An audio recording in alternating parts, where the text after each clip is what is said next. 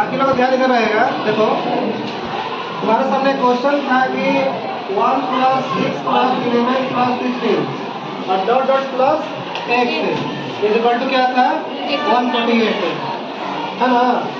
हमको find out करना है कि x का वैल्यू क्या होगा। तो सबसे पहले कोई भी क्वेश्चन सॉल्यूशन करने से पहले तुम स्टेटमेंट को ध्यान से पढ़ो। तो स्टेटमेंट में कह क्या रहा है। हम ये देख पा रहे हैं कि मेरा पहला पद ये है और ये कौन सा पद है और ये कौन सा है x कौन सा है अंतिम पद। और 148 क्या है सम ऑफ nth टर्म यानी n पदों का योग दिया हुआ है।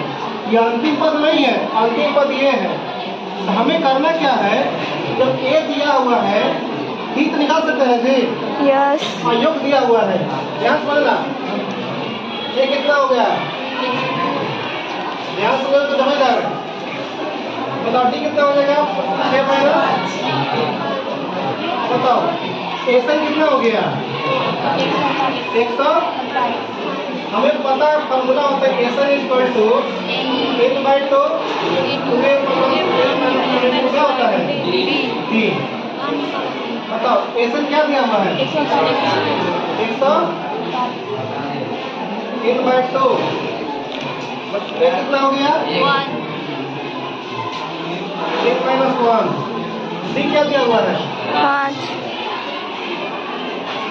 148 3/2 कितना हो जाएगा 2 एकम 2 5 एकम 5 माइनस 5 148 के मल्टीप्लाई यहाँ कर दो कितना हो जाएगा 296।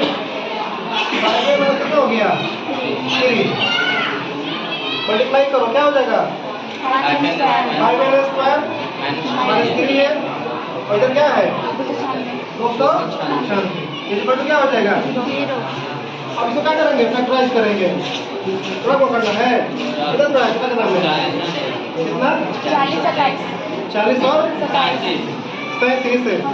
यहाँ पर लिखा जाएगा तो यहाँ पर 5n² माइनस 40 है और प्लस क्या हो गया 37 है और कॉलेज क्या है 296 इक्वल टू क्या हो गया यहाँ से कॉमन ले लो 5n क्या n - 8 37 n - 8 इक्वल टू क्या हो गया। वर्णखंड सही तब माना जाएगा जब दोनों ब्रैकेट के अंदर दोनों क्या होगा सेम होना चाहिए। अगर दोनों अगर प्लस में है तो ठीक है, दोनों माइनस में है तो भी ठीक है। अगर एक प्लस पर रहेगा और एक माइनस पर रहेगा तो गलत हो जाएगा। ठीक है यहाँ पे कॉमन ले लेंगे n - 8 अब 5n माइनस सॉरी प्लस है ना इक्वल टू 0। यहाँ से n इक्वल टू हो गया 8 और n इक्वल टू हो गया -37/5।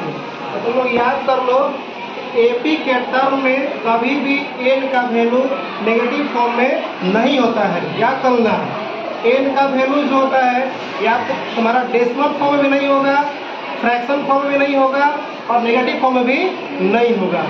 तो मेरा n कितना हो गया यानी कि मेरा जब n ज्ञात हो गया इसका मतलब कि x जो है ना कौन सा पद है 8वां पद है। कौन सा पद है 8वां पद।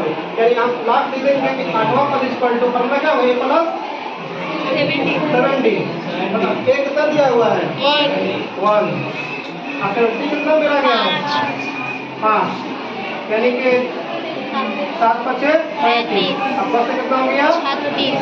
सब पसंद है यार किसी का तो है